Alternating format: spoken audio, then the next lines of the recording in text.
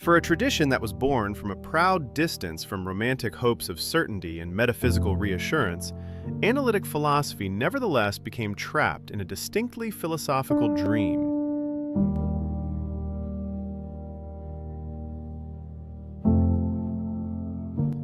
Through linguistic analysis, it promised to locate fixed points of stability.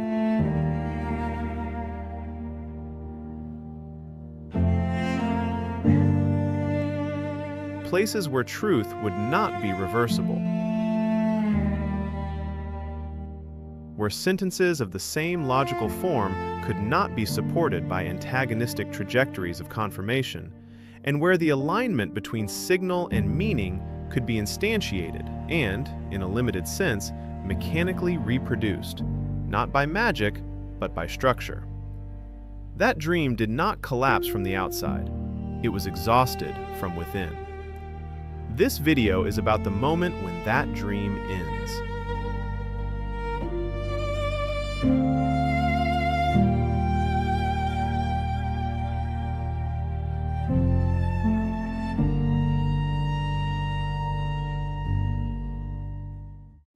In the early days of analytic philosophy, there was a hope, an ambitious one.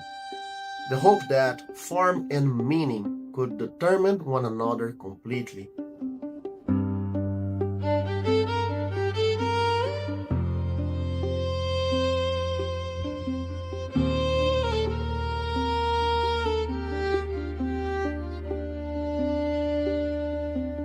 That the architecture of science, the beautifully disciplined structure of a formal language, could mirror the intention to mean with perfect fidelity.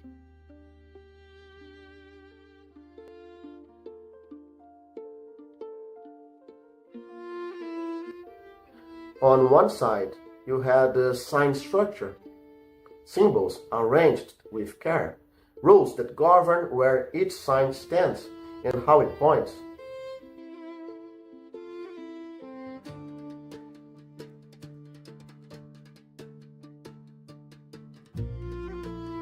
On the other side, the intention to mean, the content a thinker wants to express, the sense that seems to call for a single precise formulation.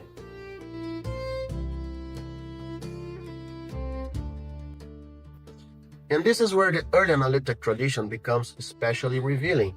Some thought the arrangement alone was enough, that if you formalize the structure properly, meaning would simply fall into place. Others already suspected this would not hold for complex propositional attitudes or for richer identity conditions that clearly required more than a neatly engineered syntax. But still, there was a shared conviction about at least one domain, science. They believed that in scientific discourse, the complexities would never be strong enough to shift a sentence from true to false just by altering interpretive nuance. Science, they thought, maintained a stable pattern of meaning anchored in a fixed reference or in a unique direction toward which the sign was supposed to point.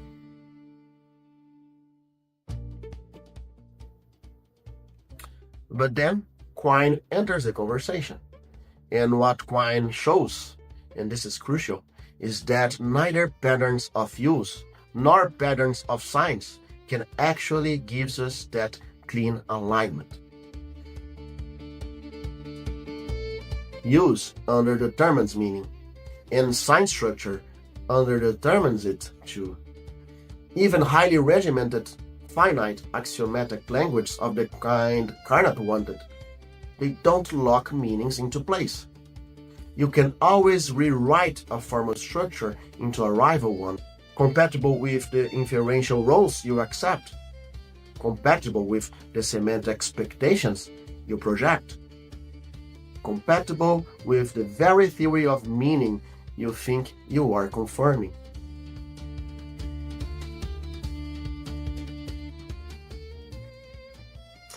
This is where the tension with Carnap becomes sharp. The more you tighten the syntax, the more clearly you see that alternative structures remain possible. The form does not determine the meaning, it only supports many meanings that fit the same constraints.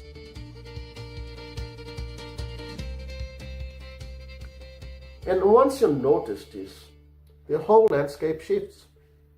Meaning is not something the structure gives you, it is something the structure allows, and allows in more ways than one.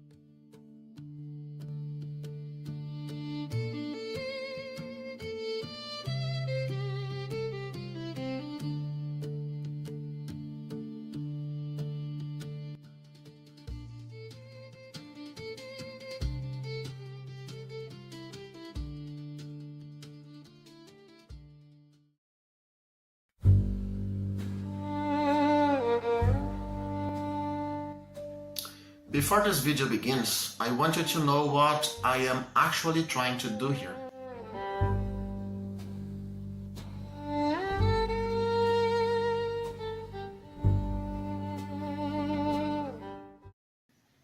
I am not just offering another introduction to Wittgenstein or another explanatory talk about language games. I already have those, and they are useful in their own way. But this is different. Here, I am trying to build a vision project. I want to trace a line that starts inside analytic philosophy itself, in its most rigorous epistemic ambitions, and show how that project slowly collapsed into a machine of regularities, a surface-driven model of meaning that, in many ways, killed philosophy from the inside. You will see how we moved from Frege's logical orientation to truth conditions as epistemic constraints, to Davidson's behavioral grids, and finally to a world where, as Rorty puts it, there is no mirror of nature, only patterns of interdialogue that stabilize because they happen to work.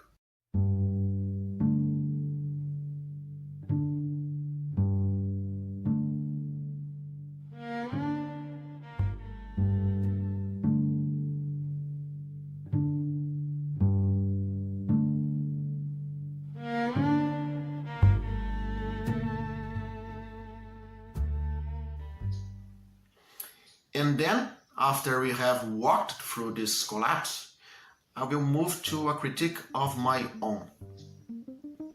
I will be honest, this comes from years of work I have been developing across different articles, some of which I have linked to the description, especially the ones on Dilute.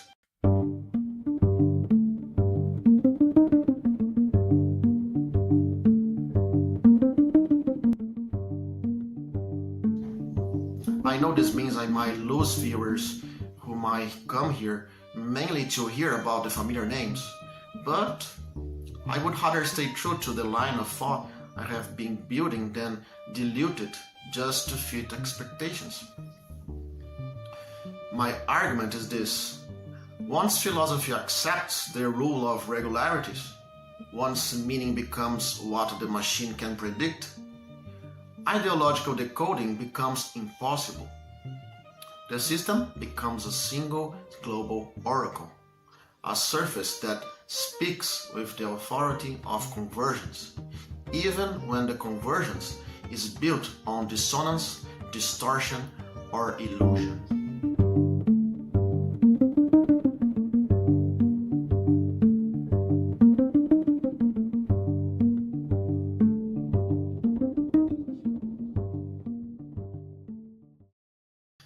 This video is the beginning of that critique, a critique of a world where the machine no longer describes meaning, but replaces it.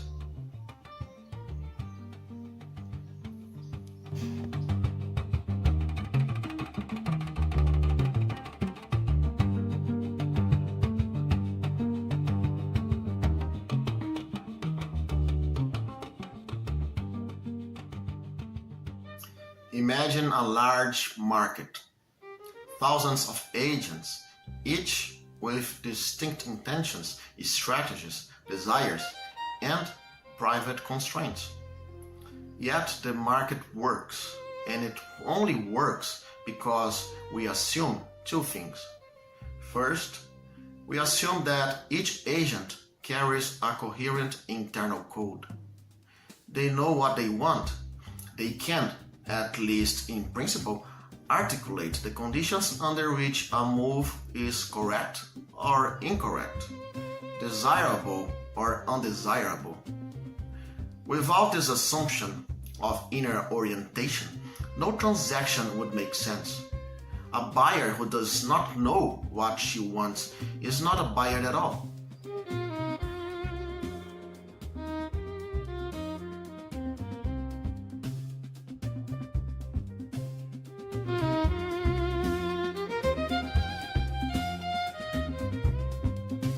Second, we assume that other agents can decode this inner orientation, not perfectly, not magically, but well enough to predict behavior. Human intentions are not treated as chaotic or opaque. They are regular enough that the market can translate signals into action. Within this picture, every interaction carries an implicit structure. Signals accumulate, stabilize, and point toward a single correct interpretation of what each agent means. The meaning of a price, an offer, a refusal, becomes the set of conditions under which that action would count as correct, profitable, or rational.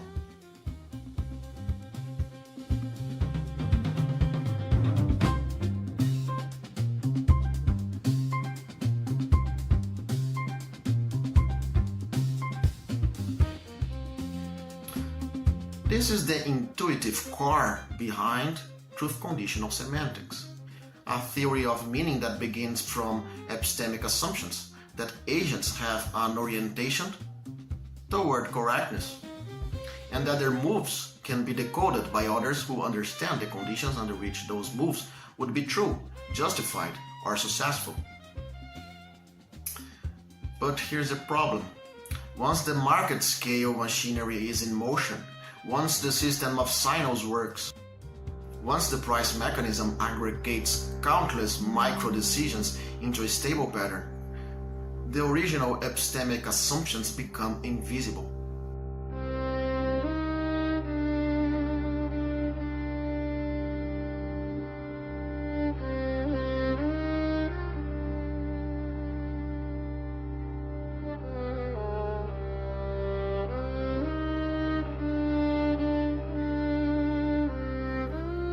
The market now behaves like a pure machine of regularities. It no longer needs to track what any individual agent means. It does not inquire into the cognitive structure of their decisions. It responds only to patterns, to shocks, to trends, to feedback loops.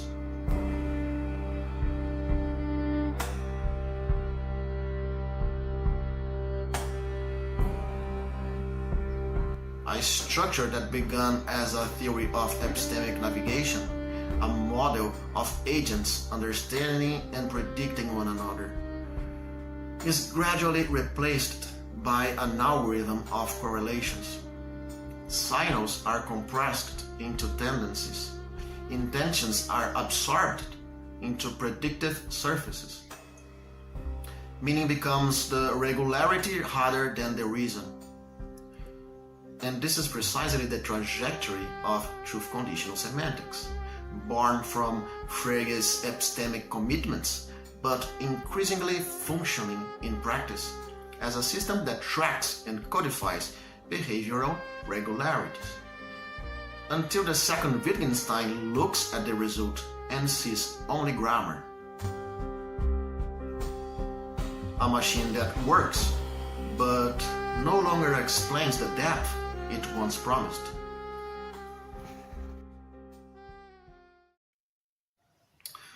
Truth-conditional semantics begins as a logical enterprise, not an empirical one.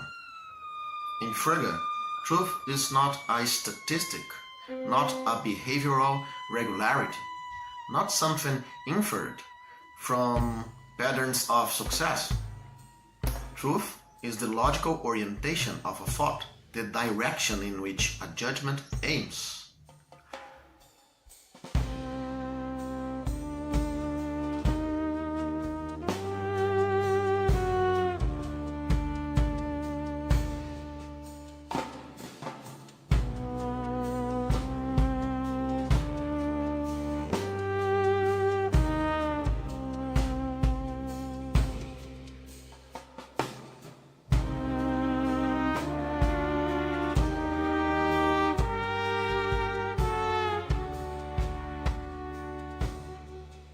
A sentence has meaning because it belongs to the space where a truth value can be determined.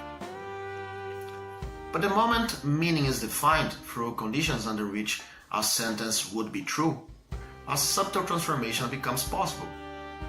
If the meaning of a sentence is fixed by its truth conditions, and if truth conditions fix the methods by which a competent speaker verifies or understands that sentence, then the theory seems to invite a reduction.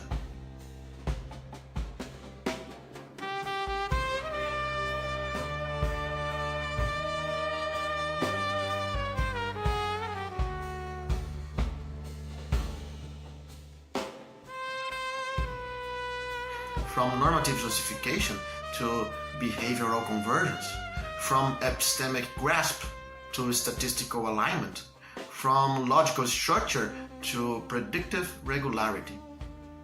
You can measure when someone understands by observing when they succeed, when they assert correctly, when they match the patterns the community expects.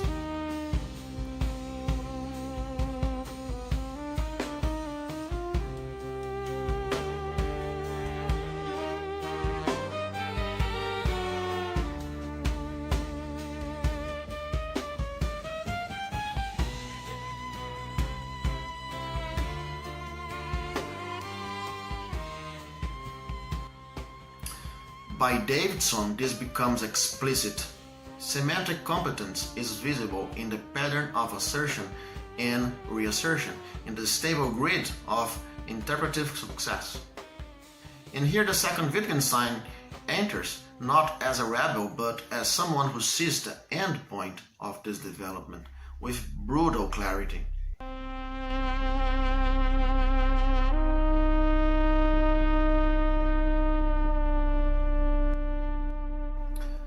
What has the Truth-Conditional framework actually delivered?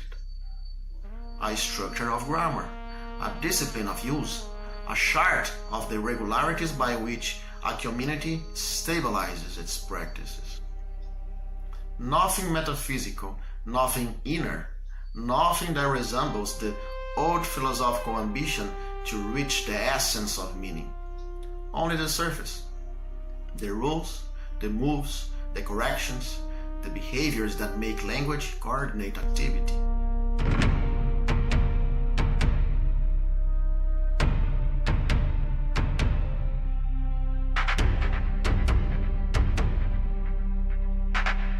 Wittgenstein does not reject this.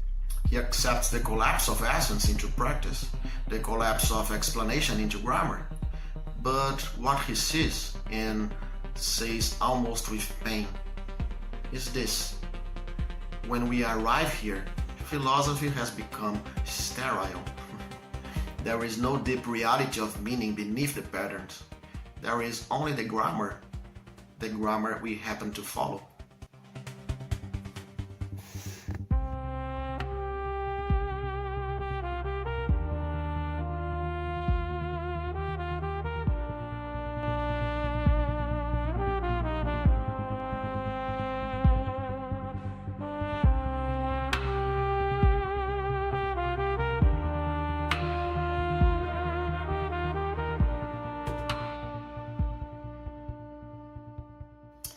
The market is a useful image, a clean way of illustrating how meaning can emerge from patterns of coordination.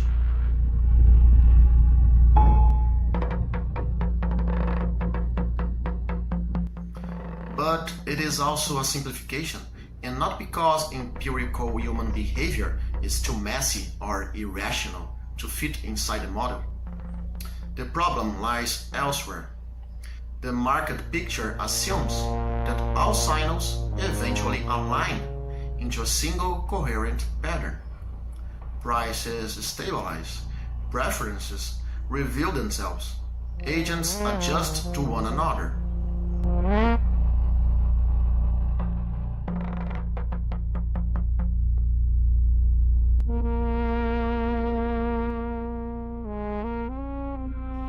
Noise is filtered out by the invisible hand, and what remains looks like a function that converges towards truth.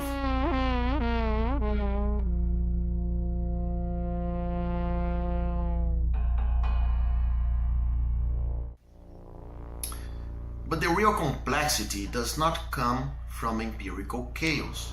It comes from the fact that multiple layers of regularity are produced simultaneously, and these layers can enter into conflict, not accidentally, not as noise, but as part of the system's own structure. And nothing guarantees that these conflicts will resolve themselves. Social tendencies do not automatically converge on rational equilibrium. They can converge on ideological dissonance, on patterns where agents act systematically against their own interests, because the surface signals still appear stable. Take a simple example: a poor worker supporting policies that overwhelmingly enrich the wealthy because he believes, or is led to believe, that these policies will eventually lift him as well. The system can stabilize around this dissonance. It can produce a long-standing equilibrium in which the rich become richer, the poor become poorer, and the pattern still appears natural on the surface. From the viewpoint of the market machine, everything looks coherent. The signals converge, the curves fit, the prices adjust. But underneath that apparent regularity, different layers of meaning, expectation, and interpretation are misaligned, even collapsing into one another. But this is the deeper point. A machine of regularities cannot detect when its own regularities are built from conflicts, distortions, or ideological inversions.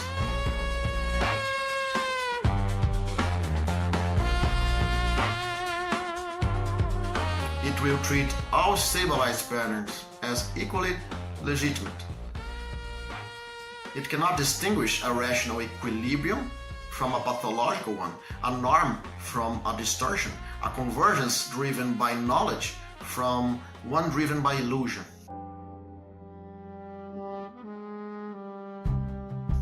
And this is exactly what truth-conditional semantics loses when it becomes a machine of regularities. It cannot see when the surface grammar of a language game is produced by dissonance, by ideological inheritance, by misaligned incentives, or by a fault line in the form of life itself.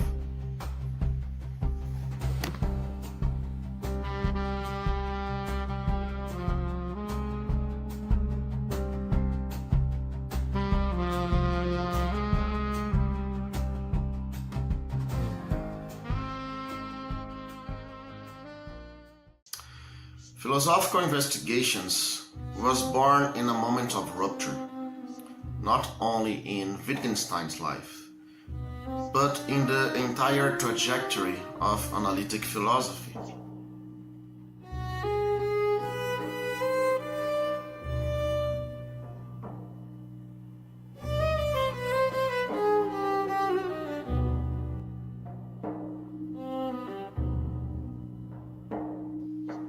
When the book finally reached the world posthumously, it arrived as a dismantling of every single attempt to secure the meaning of words through a single access point, a single method, a single direction of revision.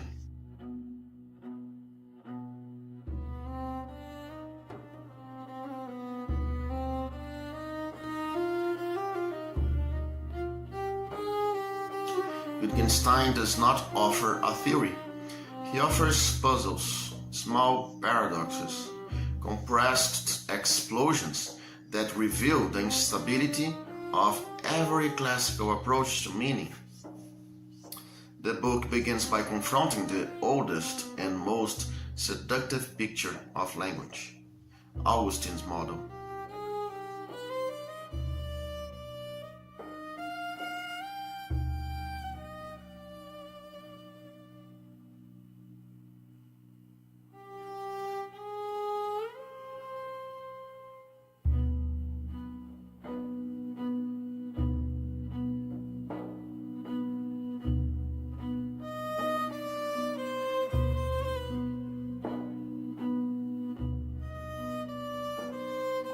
The idea that meaning is a simple act of pointing, a mental association between words and objects.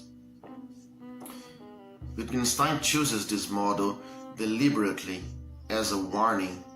The Augustinian picture promises a single gateway into meaning, a single path. Understand the world by identifying its referent.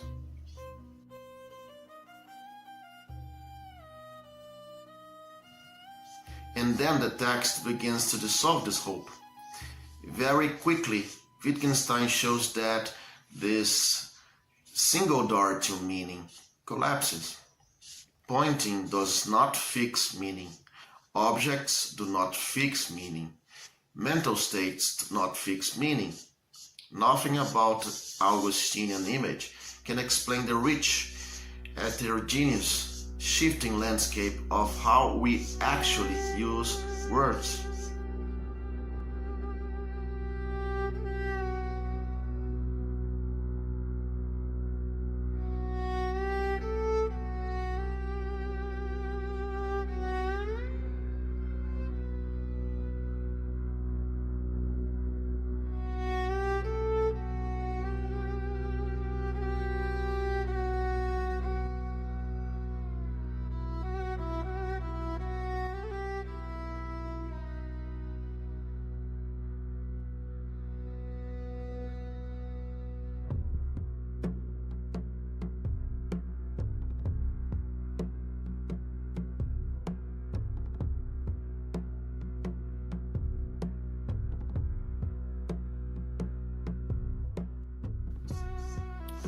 From here, philosophical investigations becomes a guided demolition of every other attempt to create a privileged entry point into meaning.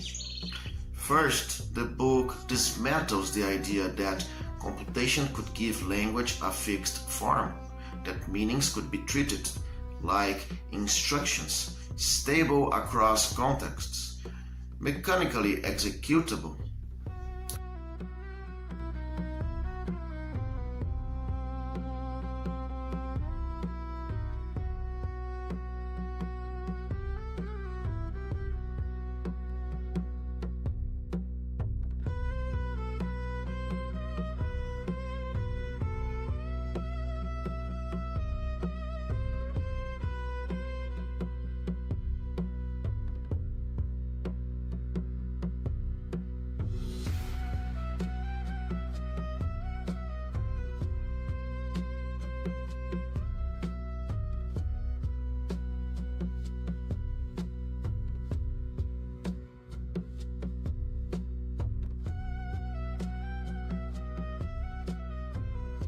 Then the book dismantles the dream of a private language, the notion that meaning could be grounded in inner, introspective certainties available only to a single mind.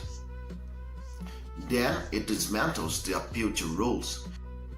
The belief that rules contain or determine their own meaning, that they carry the force that guides their own application.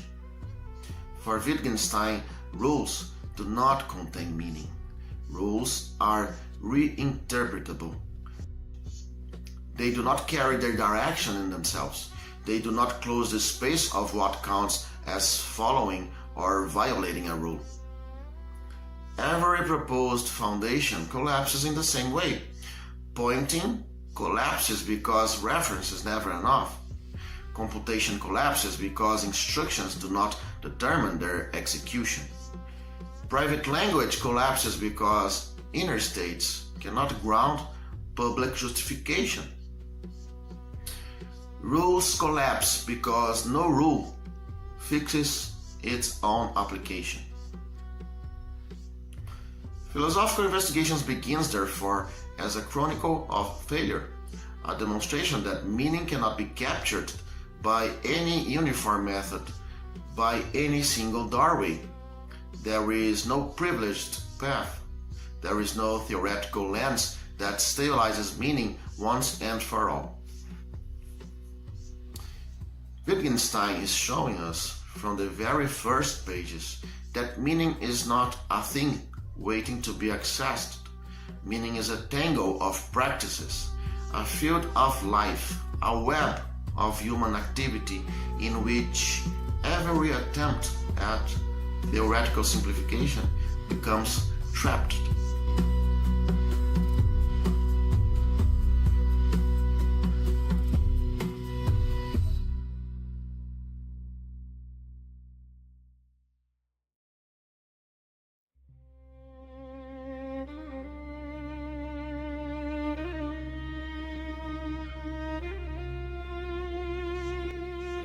This is the stage on which the entire book unfolds. The collapse of one-door theories of meaning and of all theories of meaning, since in theoretical sense there is no meaning at all. But the crucial point is this, and let me slow down here because it is easy to miss. The layer of richness added by meaning, the very dimension that makes language human, is slippery. It resists capture. It keeps sliding away the moment you try to pin it down.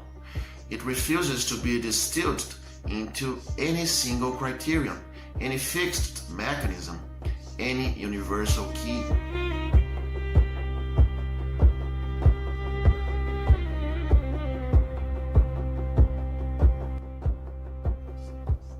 And yet, and this is where people often misunderstand Wittgenstein, this slipperiness does not liberate us. It does not mean that we, as human beings, can somehow step outside of it. Quite the opposite. The very fact that meaning can always be reinterpreted, reframed, redirected, well, that's precisely what binds us.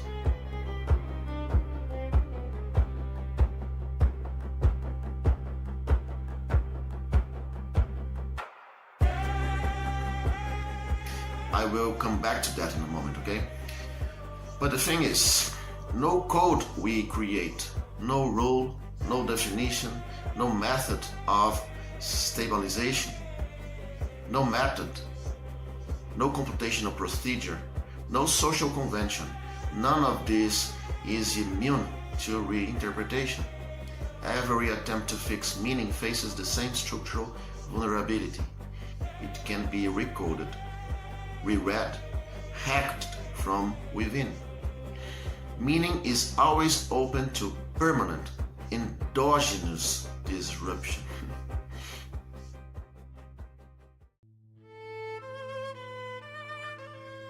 And Wittgenstein turns this into a kind of diagnosis.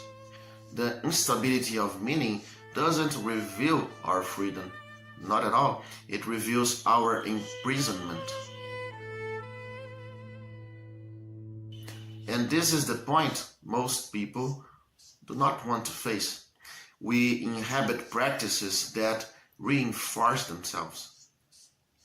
Regularities of action train our expectations. Habits of response turn into patterns of recognition. Sanctions and agreements crystallize into what we call following a rule.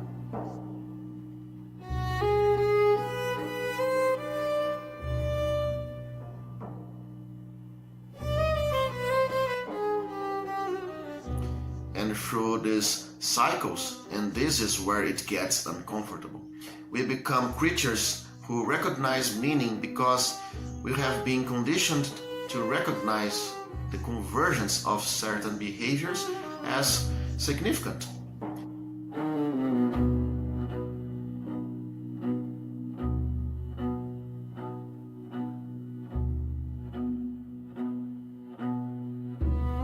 Our sense of rationality isn't some high metaphysical faculty. It emerges from the sediment of shared practices that simply survived long enough to feel inevitable. In other words, and let me phrase this carefully, okay? What converges most, what stabilizes across the greatest number of contexts, what survives correction, disagreement, revision, that's what we eventually treat as meaning. Meaning becomes the final layer, the background in which we live, the medium of all intelligibility, the invisible structure that shapes what counts as competence. And competence, well, competence becomes prestige, it becomes social recognition, a form of survival, not just biological, but cultural, epistemic, normative. We embody this stabilization, and then we give it a name. We call it understanding.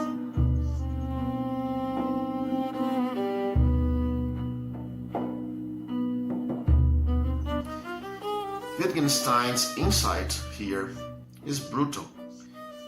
And I mean brutal in the philosophical sense, because he means that meaning is slippery and we are trapped inside its habits, inside its grammar.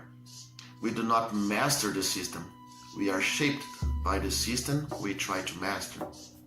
And this right here is the real quietism that emerges from philosophical investigations. Not resignation, but recognition. A recognition that the world of meaning is the grammar in which we move, and the grammar that moves us.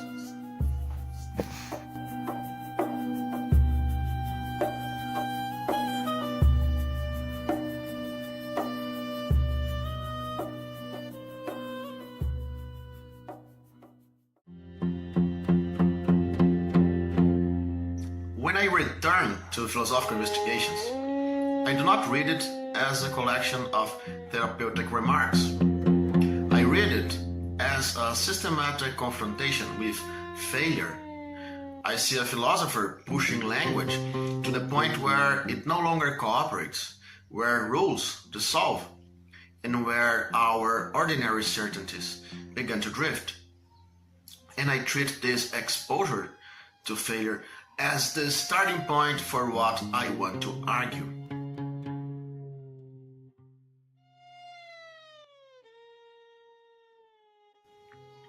I begin with the first Wittgenstein I recognize, the one for whom meaning is not an inner entity, but a pattern of stability that emerges from practice.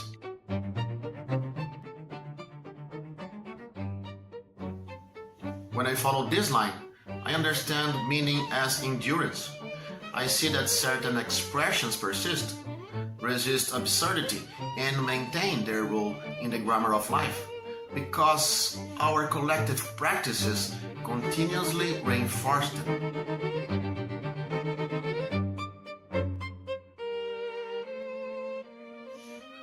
They behave as if they were natural kinds, not because they contain any essence, but because the surrounding form of life sustains their function as if they did.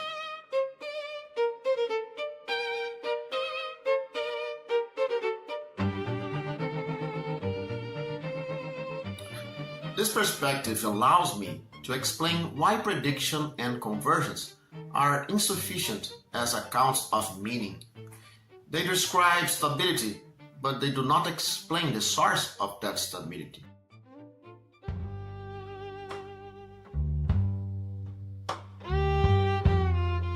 Even the idea that a community has normatively accepted a pattern does not exhaust the phenomenon.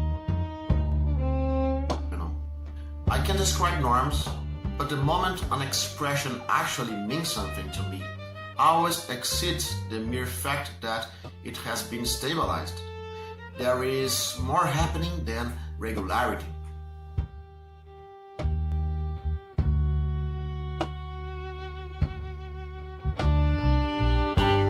And it is precisely at this point that the second Wittgenstein becomes unavoidable. When I follow this other path, I begin to notice a layer that cannot be reduced to rule following. I notice the silent background in which our practices unfold, the tacit sense of normality that accompanies understanding, the sense that things fit, even before I can articulate why.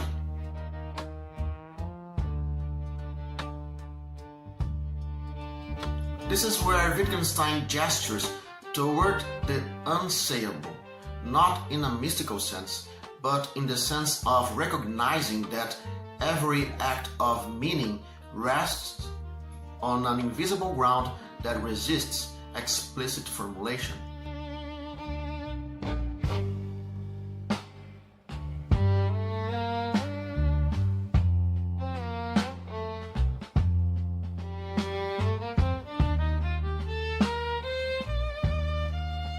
This is why I argue that meaning always exceeds prediction. It exceeds data fit. It exceeds coordination. Even normativity is not enough. When I use the word meaning, I am pointing to a moment where mere consistency becomes significance. I am signaling a depth that cannot be reconstructed from external behavior alone. Meaning is where my understanding begins to matter, where recognition takes priority over regularity.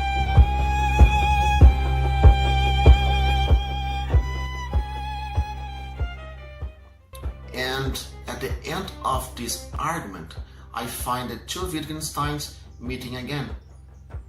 One exposes the illusion of essence, the other exposes the illusion that we can do without the unsayable. Both dismantle metaphysical fantasies. Both show me that meaning is neither a private object nor a mechanical pattern. What remains is the tension, meaning as something stabilized by practice, and meaning as something grounded in a layer that cannot be stated without collapsing it. This is the position I defend. That meaning is possible only because it stands at the intersection of endurance and mystery, a point where use is necessary, but never sufficient.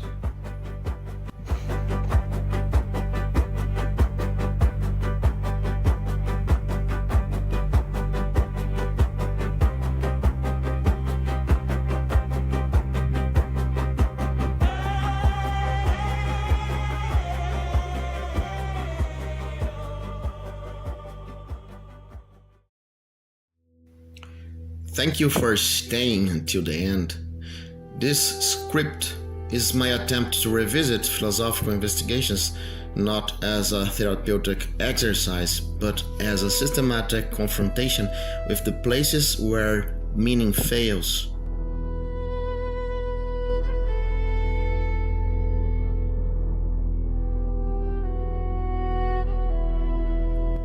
But failure of meaning is here not a sign that we lack a piece of the puzzle, but a sign that we are dealing with a miss that forces our life to choose, to filter new uses, new gestures, and new forms of expression through the quiet constitutional court of our practices, deciding what remains significant and what must be revised.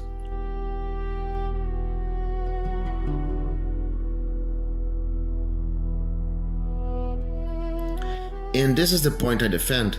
Meaning is not theoretically graspable in the classical sense, yet it is the inevitable outcome of our endless societal hyper-hermeneutics.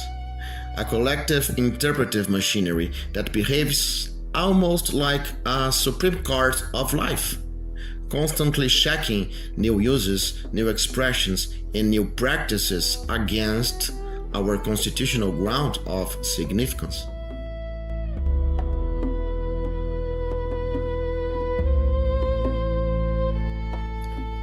Meaning survives because it is lived, reinforced, questioned, corrected, and renewed across the entire texture of human life. It is never only use and never only mystery, but the ongoing intersection where both meet.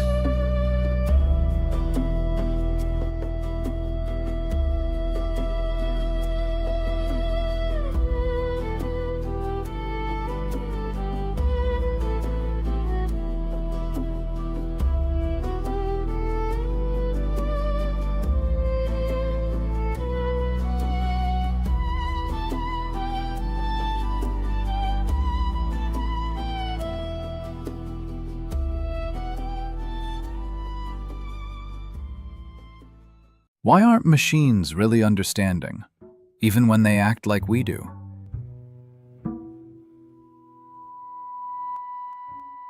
The usual answer is simple.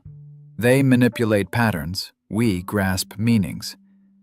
But that contrast hides a miracle. It assumes that meaning suddenly appears in humans without being implemented. The idea that the question, "Is this really understood?" adds something that the answer, "This is how it is implemented," fails to capture, rests on a deeper mistake.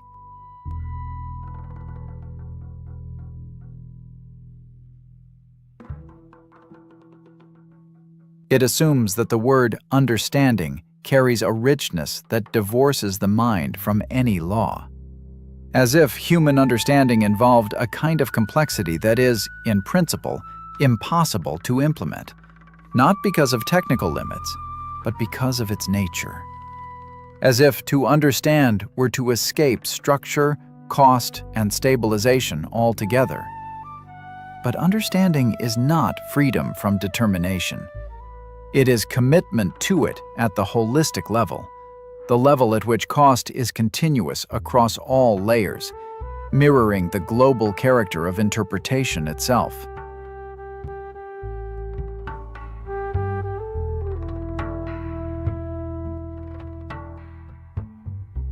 The question, "Is this really understood?" does not point beyond implementation.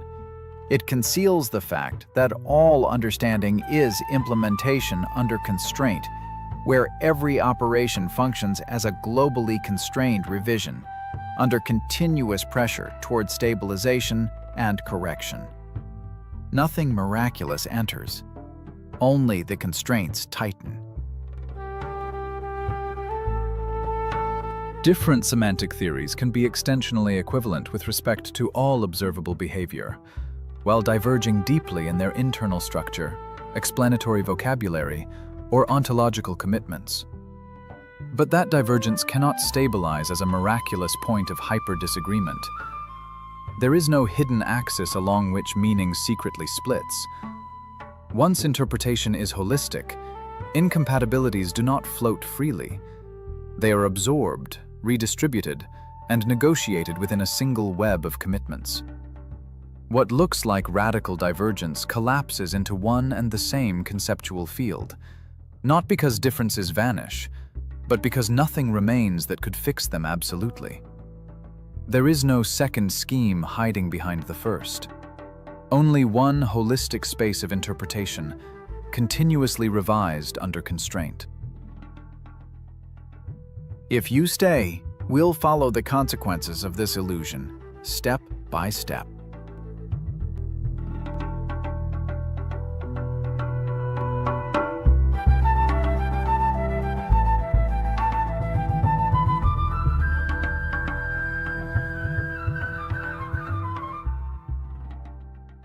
Machines, it is said, merely operate over statistical regularities of linguistic behavior, while humans grasp meanings, truths, and propositions.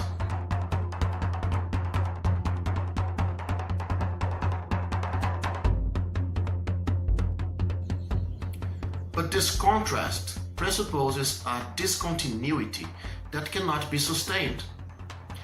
Human cognition itself operates under the same pressure to remain predictable enough to be interpretable, corrigible, and accountable.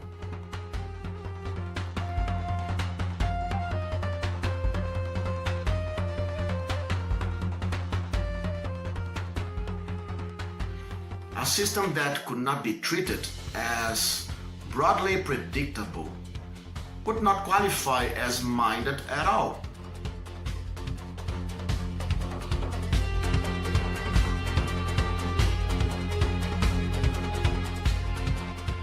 This point is already implicit in Dennett's intentional stance. We attribute beliefs and desires not because we detect our inner essence, but because doing so yields stable and non-pathological predictions. Intentional description is licensed by behavioral regularity under constraint. What is often overlooked is that this regularity is not optional. Any system that participates in linguistic or practical coordination must suppress randomness, resist noise, and stabilize expectations.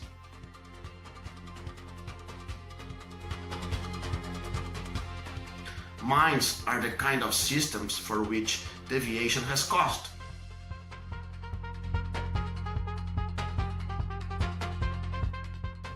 Error must matter.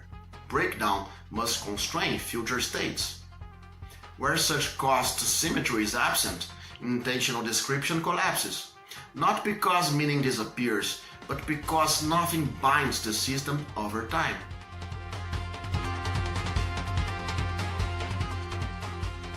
For this reason, it makes little sense to say that systems like ChatGPT merely track linguistic regularities, as if this placed them outside the space of understanding.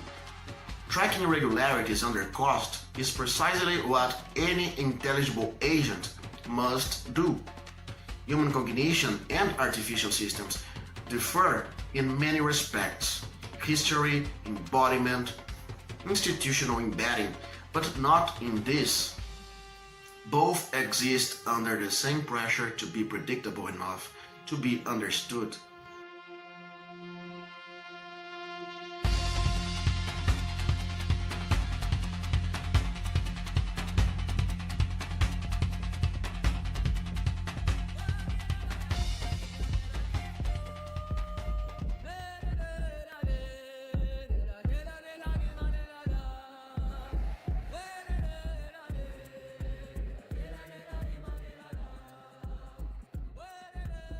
In Mental Events, Donald Davidson arrives at the thesis that the mental is not bound to the physical by strict laws, by observing that no matter of fact uniquely determines interpretation. Since multiple interpretative schemes may equally succeed in making an agent intelligible, there can be no law-like psychophysical breach, fixing mental content on the basis of physical description alone. This result matches the present continuity thesis in a non-obvious way. Because if interpretation is not uniquely determined by facts, then nothing in principle restricts it to a specifically human mode of realization. The same interpretative achievement may be sustained by different implementational paths, human or machine-like, so long as they satisfy the normative demands of consistency and intelligibility.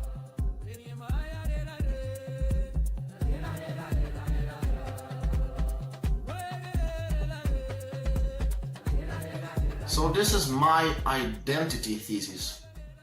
The classical identity theory in philosophy of mind, associated with J.J.C. Smart and early physicalism, claimed that mental states are identical to brain states. Its motivation was largely eliminative. As science progresses, mental vocabulary would be replaced by neurophysiological description. This thesis failed not because it was too naturalistic, but because it confused material identity with ontological identity. Minds are not defined by the substance in which they occur. The alternative proposed here is a different kind of identity thesis. It does not identify mental states with neural states, computational states, or any particular physical realization. Instead, it identifies the mind with a regime of implementation constrained by irreversible cost under uncertainty. To track truth and meaning is not to add an extra metaphysical layer to a system, but to establish a substrate in which divergence from falsehood is sustainable over time. A system that cannot preserve the asymmetry between success and failure, one in which error does not accumulate against the right. In this system, correction does not bind, and breakdown carries no lasting consequence, and would not qualify as understanding anything at all. For this reason, we would not attribute intentional content to a system whose operations are chaotic with respect to cost. It is not consciousness or inner access that is decisive here, but stability under pressure. Understanding requires that right and wrong, success and failure matter differently and continue to matter across time. Where this asymmetry is absent, intentional description collapses, not because meaning is missing as a hidden property, but because nothing constrains the system into a unified space of commitment. On this view, mentality is identical not to a particular kind of matter, but to a particular kind of constraint. A mind is what implementation becomes when divergence is no longer free. I will begin by contesting an implicit premise that structures much of the debate about the separation between humans and machines.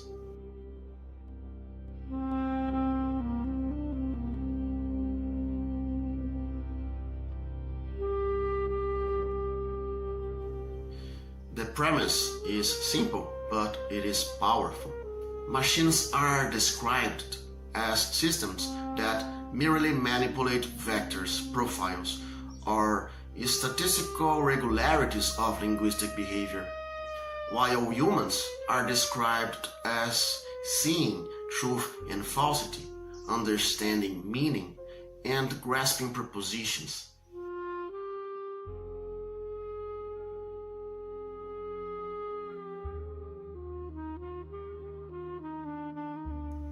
The transition between these two descriptions is treated as obvious, but it is not. It rests on what I will call the miracle argument.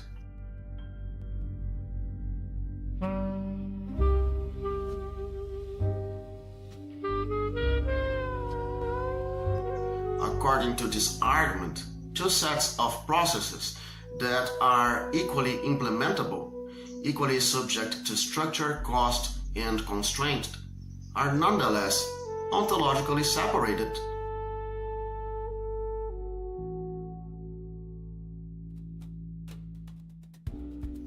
On one side, we have machines operating in geometric or topological spaces. On the other, humans are said to access truth, meaning, or understanding as something over and above any implementation.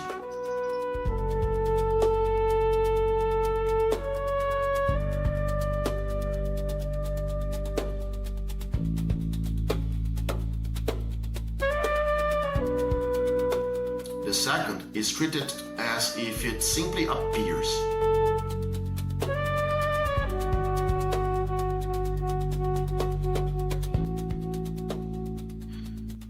And this is where the miracle occurs.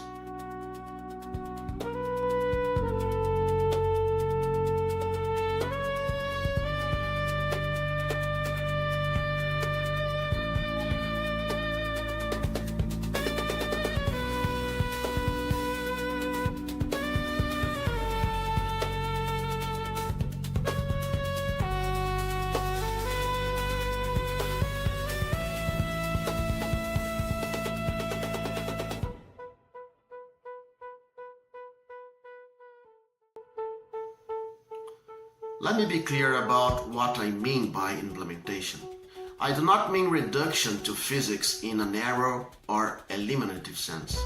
I mean instantiation within an integrated ontological base, a domain in which states can diverge, transitions can stabilize, and results incur costs.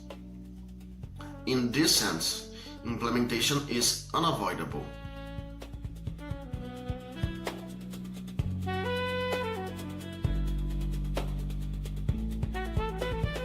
Human results are implemented.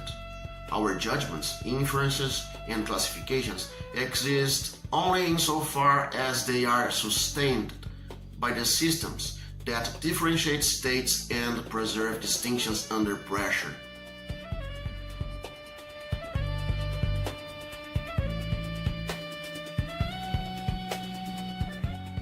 Take a concrete semantic relation, truth conditions.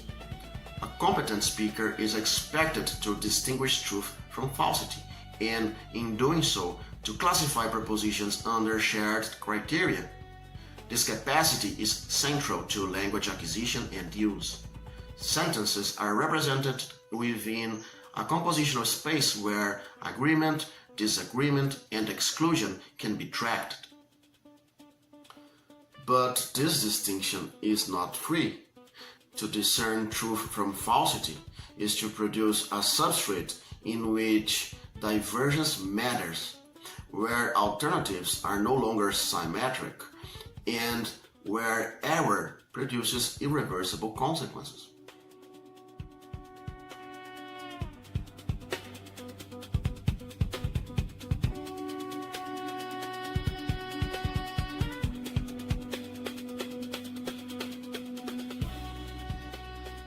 Discernment creates cost.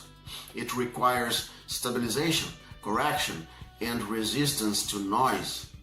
It binds the system more deeply to structure, not less. Machines do something structurally analogous. They do not think in terms of truth or falsity. They do not represent propositions as true, but they construct a space, or actually they construct spaces in which some divergences lead to breakdown and others to stability.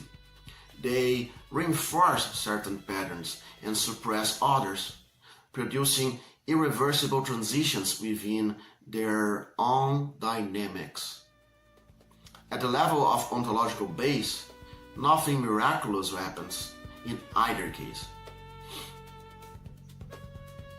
There is no extra substance called truth hovering above human processes, and there is no ontological deficiency in machines merely because their operations are described geometrically.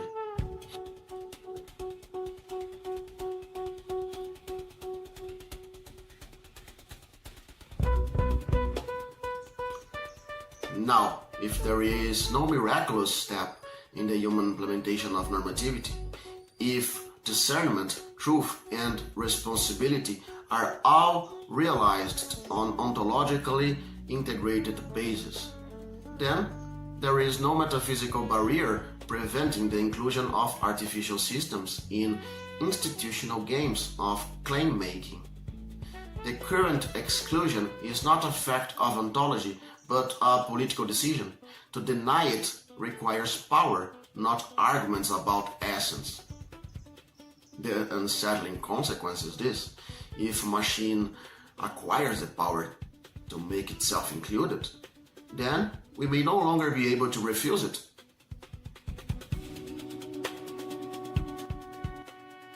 In other words, if a system produces stable claims, forces institutional responses, creates costs for refusal, and sustains this over time, then denial is no longer a matter of truth, it becomes a matter of force. If inclusion happens, it will not be because a metaphysical threshold was crossed. It will be because exclusion could no longer be maintained.